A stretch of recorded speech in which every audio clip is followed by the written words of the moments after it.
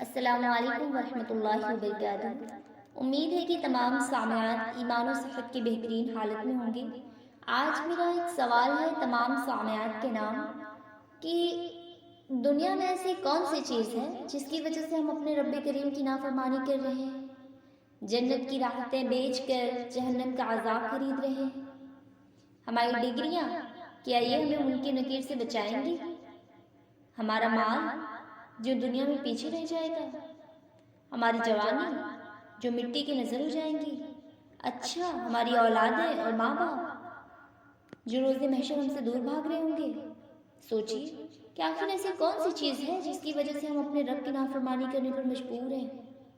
یقیناً تمام سامعات کے ذہن میں یہ بات آ ہی گئی ہوگی کہ دل کی خواہشات، نفس کی لذات۔ کیا جنت اتنی سستی ہے کہ چند منٹوں کی لذت کے عوض ہم اسے بیچتے ہیں؟ ہم کیوں غفلت میں پڑے ہوئے ہیں جبکہ ہمارا رب ہمیں پکار رہا ہے؟ اے انسان، تجھے کس چیز نے اپنے رب کریم سے دھوکے میں ڈال رکھا ہے؟ رمضان کی یہ مبارک لمحات ضائع مت کیجیے، اللہ سے خیر مانگیے، آج کی اور آخرت کی۔